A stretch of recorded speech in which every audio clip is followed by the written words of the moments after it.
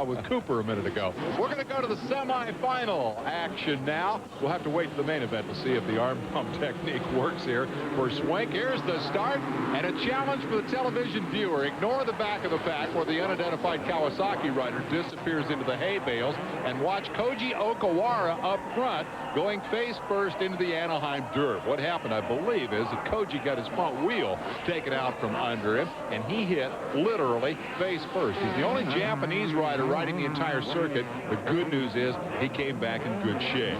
Well, in better shape, rider number 17 is Larry Brooks, 48 Jeremy Buell. They're dueling for the last two transfer positions. As a matter of fact, if Buell makes the pass, they're both in. They have nothing to worry about except keeping it upright. Rider number 6 out front.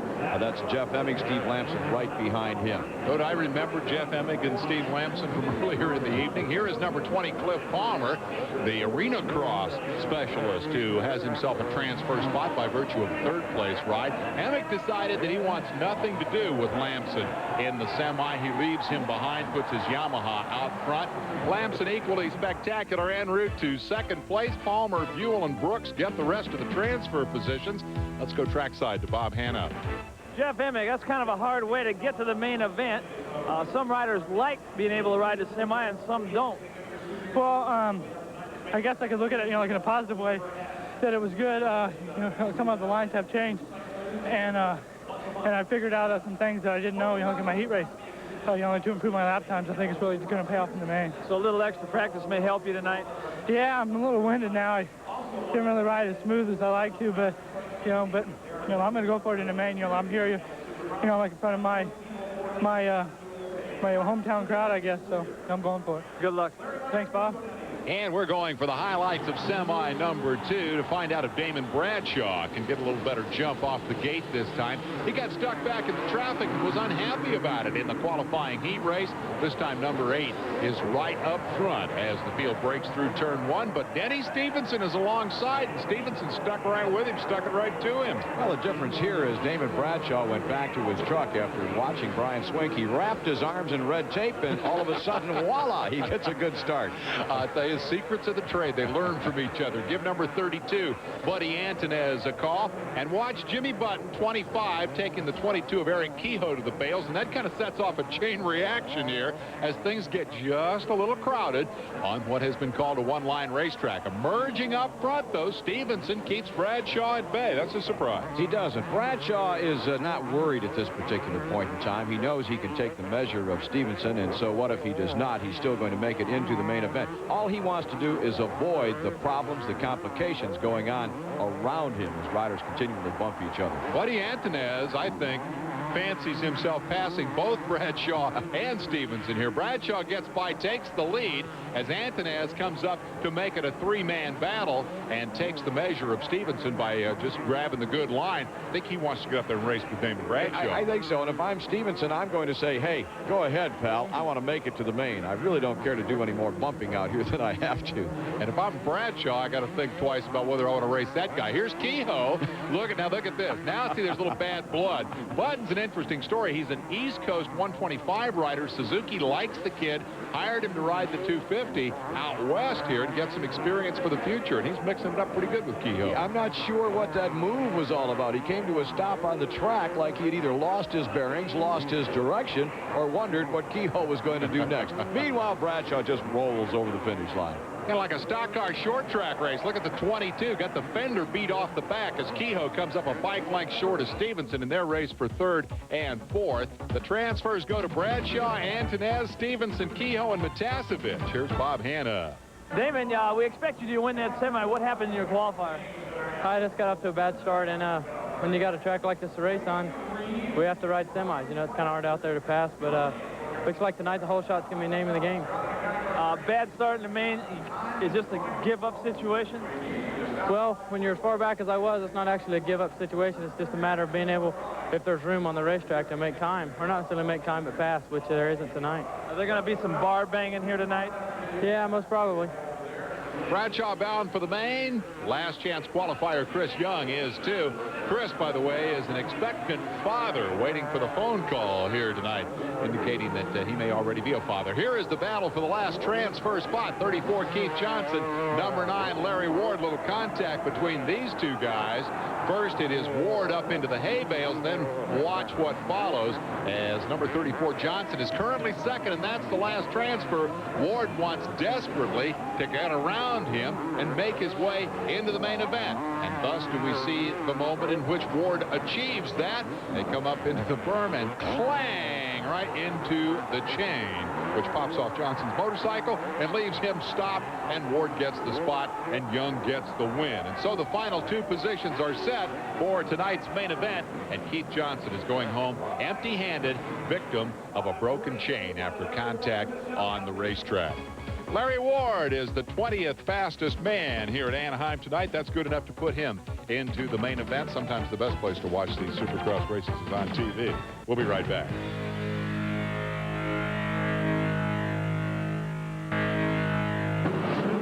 Time for main event action here at Anaheim, the 125 championship feature. Interesting sidebar. We've got some international riders who have come here to take part this evening. Three of them who made the main event. They'll be hard-pressed, I think, to keep up with the best of the Americans who are battling for championship points here. Yeah, I don't think that's their objective, Dave. They have learned in the past that by competing with the Americans in Supercross, that it betters their skills. They come here, they go home a better rider. Time for the drop of the gate and the charge to turn number 1. A tough track to pass on. The whole shot is critical. Let's see who's going to get to the first turn first. They traffic jam through, and bursting from the pack is number 69, Jimmy Gaddis. He got a great start, and look how that translates into a gap on the racetrack. Gaddis coming off a victory last week. Once you get the big momentum on your side, things really go your way. Now, last week was a combined East and West 125cc regional championship event. This week, it's just the Western riders, so Gaddis only has to put up with half of the good guys that he did 1 week ago. He's out front making hay while the proverbial sun shines. Meanwhile, back in the pack, the guy that figures to challenge him, number 31, Phil Lawrence, is caught up in traffic. And he's still got that price tag off those goggles that we saw last week. Now, you said that was a trend among the younger riders. I can't help but note that Phil's the only guy out there who has the price tag. I guess it's safe to assume he's not much of a trendsetter, is he? All right, you want to keep your eye out here for Damon Huffman, number 86. You get glimpses of him. He's up into early contention. There is Damon, currently running in 3rd spot, as factory Phil Lawrence makes the big charge on the number 31. But Gaddis got away quickly and is opening up a nice separation. On 2nd place, Lawrence moves cleanly into 3rd, and that's going to drop number 180, Scott Myers, into the battle of his life here for 4th, 5th, and 6th. We'll take a look at it. The challengers moving up are number 88, most notably. That's Tommy Clowers, half out of control, but making steady progress toward the front, and he's joined by number 141, Craig Decker. Well, Decker and Clowers have something in common. They're working their way toward the front of the pack. Myers, on the other hand, rider number 180, working his way toward the rear of the pack. That's not where you want to be throughout this whole thing. The rider we need to look for, though, as you pointed out a moment ago, Damon Huffman, rider number 86 out of Canyon Country, California. Rides for American Suzuki, and right now he's putting that Suzuki into the number 1 spot. Found a good line underneath Jimmy Gaddis. I'm not sure Gaddis even knew he was there. Now Gaddis knows he's there. He's trying to storm back. And look how he retaliated. Looked pretty effective, but Huffman, at the age of 16, gets the lead with the sneak attack. Imagine how he's going to feel if he can hang on and win this race in front of 55,000 people, all from right around his hometown of Canyon Country, California. Gaddis, meanwhile, gives up the ghost, or is it the fact that Phil Lawrence is coming so hard? I think Gaddis made one mistake, and I think he's worrying about that mistake, and it allowed him to go on and make another one. Gaddis was favored coming into this race, and things are not working out his way. Again, it's that learning experience, the learning curve that you get in the 125cc class. Fist in the air for Damon Huffman, who wins his first Supercross victory. Phil Lawrence closing to 2nd, but the big news is the youngster, and you'll meet him in a moment. Damon Huffman of the American Suzuki team leads the sweep. The celebration is on for the kid. All the fans are on their feet cheering for a new star of the future in Supercross competition, and here he comes, headed for victory lane, where he'll meet Bob Hanna. Take a a look at the results. It's Lawrence, Gaddis, Clowers, and Decker rounding out the top 5 in the standings. Back through 10. Goodman, Pichon, Gonzalez, Crum, and Smale. Let's meet the new hero. Damon, your first Supercross win ever. How do you feel? Oh, it's great. You know, with backed by Team Suzuki, you know, they gave me all the support in the world, and they couldn't have done better work with my mechanic, Mark Johnson, and I'd like to thank my dad especially. You know, it's been hard for him for not being my mechanic, but I'm sure he's happy. When you get a lead like that, do you start thinking of problems that you could have, and the bike may break, may make a mistake? I try not to, but, you know, you still think of those things, and I just concentrate at my hardest, and, oh, man, it's great. Well, you look good. Good luck next week. Thanks a lot, Bob. Welcome to the big leagues. Damon Huffman of Canyon Country, California. Let's hear from the runner-up, Bill Lawrence. Yeah, I got a pretty good start. It wasn't that bad, so I just got to by a few riders, and it took me a while to get Gaddis, but after I got him, Damon was pretty far up front. And I started just slow it down a little bit just to play it safe because I want the championship more than each individual race. But that's not the way to win a championship. I should have charged the whole way, and I didn't. And Damon rode a good race. He won. Take a look at the series standings. Gaddis still on top by a point over Lawrence. Huffman moves up to 3rd with the first victory of his career at the age of 16. He is not allowed to drink champagne. That is not a big problem. He knows exactly what to do with this stuff. We'll be back with the 250 main event. 5, 4, 3. On the floor of Anaheim Stadium, the field getting set for the main event. The 20 men at the starting gate, each making a fashion statement as they prepare for battle here. The headgear used to be all about safety. Here's Bruce Penhall. The single most important piece of safety gear on the rider is the helmet. Obviously, it protects the head from one of those inevitable crashes that do occur. But up until a few years ago, the helmet was just protection. Now, it goes way beyond protection. The helmet is a work of art, one that Rembrandt or Picasso would certainly be proud of in his day.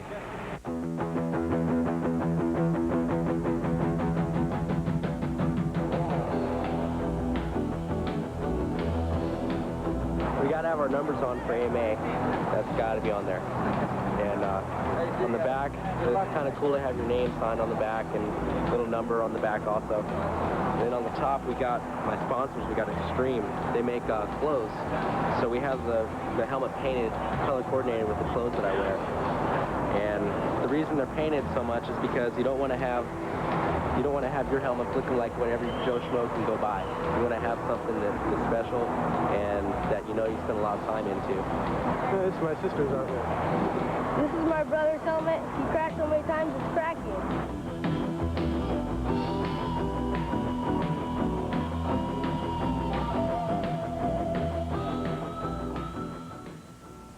And so resplendent in their high-dollar hats, the 20 fastest men of the night are gathered at the starting gate with more important things to worry about.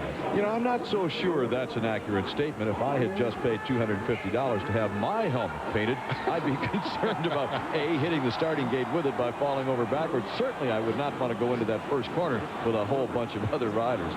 Check out number 5, Mike LaRocco. Note the left wrist, another piece of equipment. He's riding with a brace. That wrist has been injured off and on for the last couple of years, and it hinders his movement a little bit off the starting line. Here's Jeff Stanton with his mechanic, Danny Bentley, and he remains the big question mark. Indeed, he remains a question mark. He has not exhibited any of the qualities that you would expect from a champion who is riding to garner a 4th Supercross title. He hasn't been aggressive, and yet Stanton doesn't seem concerned about it. He seems content with his position in the standings, and who's going to argue with the guy who pulled the fat from the fire in the last race of last year? We're just about set for the drop of the gate. You know, and I think, Dave, that's still on his mind, and I think that he thinks the end of this season it's going to be he and Bradshaw, and he'll do the same thing. The gate is down. The charge is on. The Anaheim Supercross is underway. Stanton's got a good start. Kehoe on the outside challenges and then bobbles. Cased it on the jump, and that's going to drop him back to 3rd. Jeremy McGrath squirts through to 2nd spot. Back in the traffic are Cooper, Bradshaw, and a host more as the charge is on. Lap 1, and a big move by Michael Craig. Number 24 will take him to 4th. Jeff Stanton, aggressive as hell. I had no sooner get through explaining to you that Stanton's not riding like a champion. He just bolted close to the front of the pack. And I think right now that he's thinking, leave these guys. Let me get out front. Maybe we're seeing a turnaround. Stanton knew the time had come. Meanwhile, Kehoe continues to impress with good starts. He's tended to melt down, though, after getting those good starts in previous Supercross events. Right now, he rides third. The Honda teammates are out front. Stanton, McGrath, Kehoe. Fourth is Michael Craig. Fifth is Buddy Antunez. And I run out of fingers and toes before I find Damon Bradshaw. Thing to look at here, the two Honda riders are out front all by themselves. Now, the rest of the riders you would expect that would challenge them for that position. I'm talking about Kidrowski. We're looking for Damon Bradshaw, Guy Cooper, Mike LaRocco. They're all in the back part of the pack. So this is an opportunity for them to break free of traffic and really put the moves and the hurts on the rest of the field. Love that variety of signs on the first lap. There's not a whole lot you can convey except attack, go to the front, get busy, do your homework. The question, I think, right now, same one we raised at the top of the show. Which of these guys has the stuff? Stanton is the veteran. McGrath is the rookie. The two of them are out front together. We'll be right back.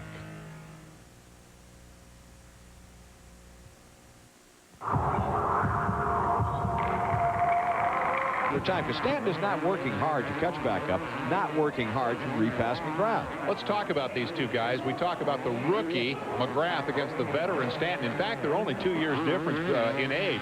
McGrath is 22. Stanton, getting the pit sign, rather frantic indeed, from Danny Bentley, is 24 years old. But Stanton's been winning championships, it seems, forever, and McGrath's just emerged of late. We'll talk about Jeremy McGrath in just a second. First, let's check the progress of Damon Bradshaw. He's moved up to the number 7 position, chasing Buddy Antunez as he works through the pack. McGrath, Dave, has not had the experience in motorcycling that Stanton or Bradshaw has had. He never got through the mini bike ranks. He started his career racing BMX, bicycle motocross. He made the transfer over to the motors and has done extremely well. We see Kehoe, Kidrowski, and Craig running in 3rd, 4th, and 5th spot. An alliterative battle for position there. And number 22, Kehoe, appears to be under the most pressure from Kidrowski. Stanton closes up the interval a little bit, but as you pointed out earlier, the Honda team are up and gone. Here's Kidrowski looking for the inside line. Has he got it? No, he can't get inside Eric Kehoe, and so Earthquake hangs on to the spot. I begin to get the feeling that Earthquake is holding him up a little bit. That's the name of the game, isn't it? When you're in front of someone, you just don't give him that line, although if you're Mike Kidrowski, you're going to take it one way or another. Kidrowski takes over the number 3 position. Kehoe falls to 4th. Mike Kidrowski, as we said earlier, still looking for that Supercross win.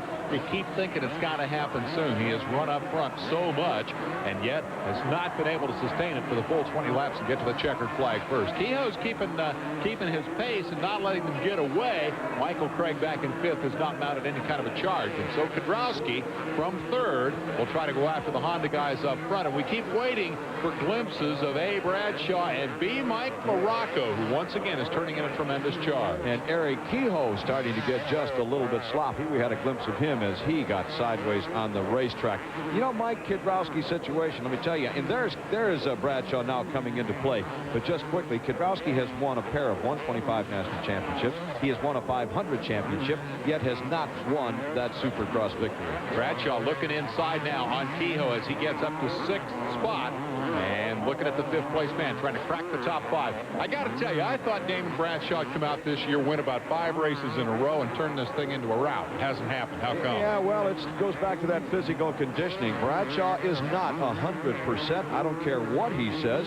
He's been off the motorcycle for like 6 months, and he just isn't ready to ride for a full 20 laps. We'll be right back.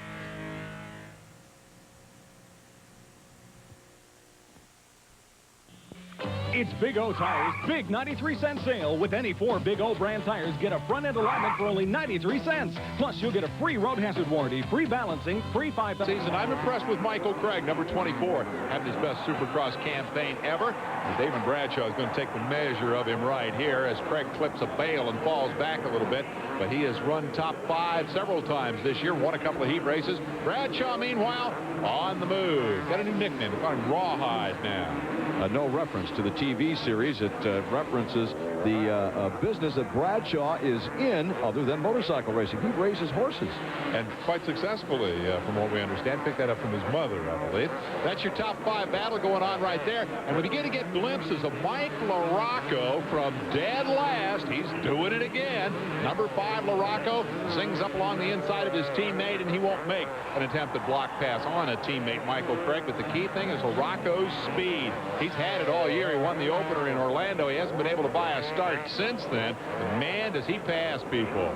I said last week that he has been the fastest rider on the racetrack, and it looks to me like he's the fastest out there tonight. He has really gained on the field. An unbelievable ride, a 3rd week in a row for Mike LaRocco. Damon Bradshaw badmouthed this racetrack on the PA earlier as being difficult to pass on. I think Mike LaRocco, who has now passed 16 riders in the main event, probably makes the opposite case. Well, LaRocco is on a roll. He started early to pass riders, and I think as he goes along, he picks up the speed, and he's running at the clip to make the passes. The rest of the guys have kind of settled into their place in line, and they're willing to stay there. LaRocco is not. That's the difference. Craig's lost another spot to number 12, Jeff Matasevich, former Kawasaki rider who has switched to Suzuki this year. Here's your top 5 as we get set for a finish.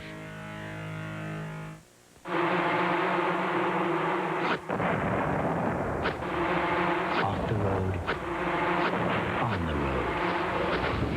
The Suzuki Dual Sport 350S. It's a vicious cycle. 5, 4, 3, 2, 1.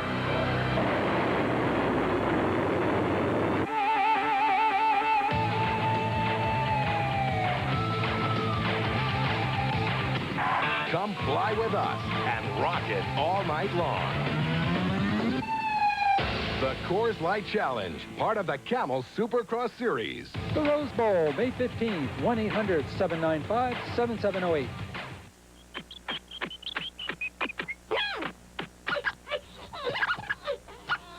When you're looking for a clean break from your cola routine, you don't want to be sucked in by imitations.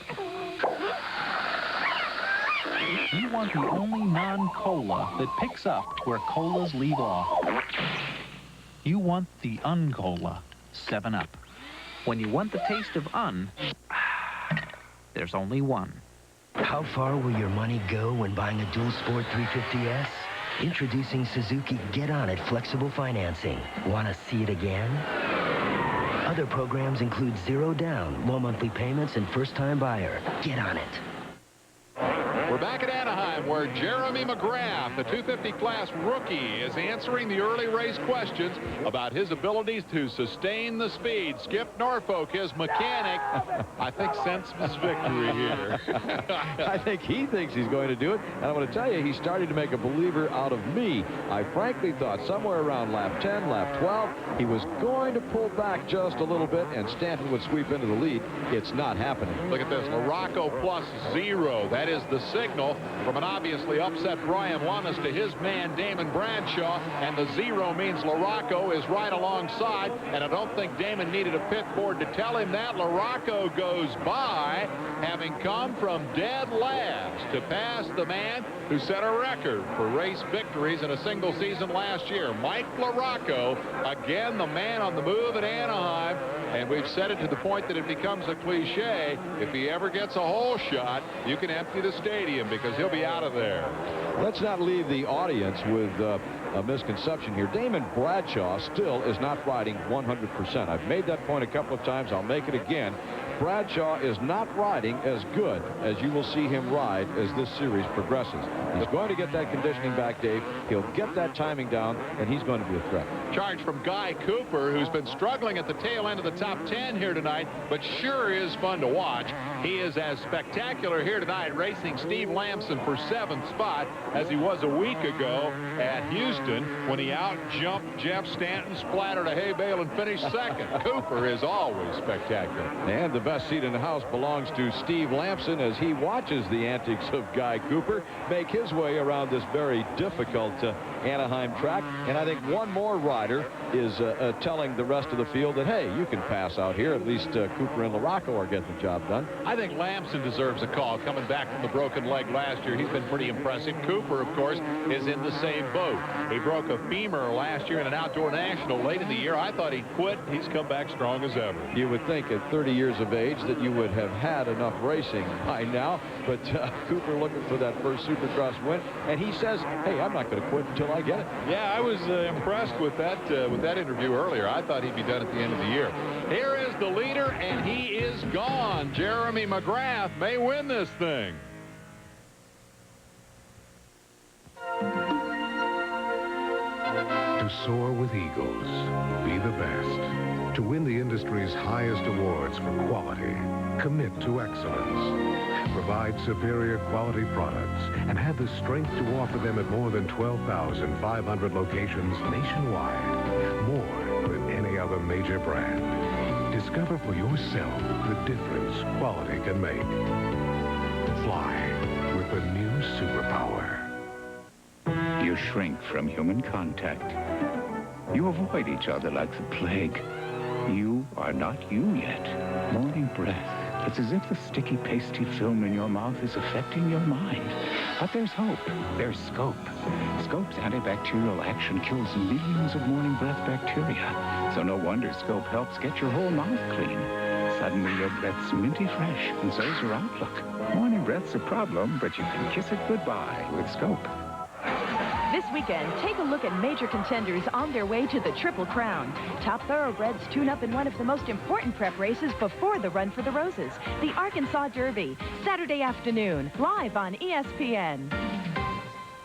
Well, forget the knock on Jeremy McGrath that he's led, but he's melded down every week. The winner of the fastest heat race the last couple of times out is going to be the winner of the main event here at Anaheim. With 1 lap to go, he is not even challenged. Let me get this in quickly. In 1 lap, he will join the likes of David Bailey, Damon Bradshaw, Bob Hanna, Donnie Hansen, Kent Howerton, Galen Mosier, Johnny O'Mara.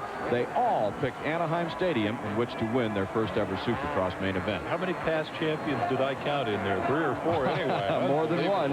McGrath waving to the crowd obviously comes from good stock here, following a tradition of new stars born in Anaheim. He is about to take the checkered flag. He passed Jeff Stanton and simply ran away from him. We kept waiting for Stanton to mount the counterattack that never came, and so the rookie will win the first one by a big margin. Yeah, my apologies to Jeremy and his entire family and all of his followers. I really thought, Dave, that he was going to slack it off there, but it's not happening. Either that or Stanton never got a charge mounted. I'm not sure which is which. I think one of the differences may be the fact that McGrath has simply had the opportunity to learn how to run up front. Look, he's confident now. I'm going to style for you folks in Anaheim as he takes the flag in front of 55,000. Stanton comes up and does a little clicker of his own. He's content with second spot, but McGrath is the man of the moment. He had led long enough that he finally got comfortable. He complained of arm pump before, but had no problem tonight. He has won it.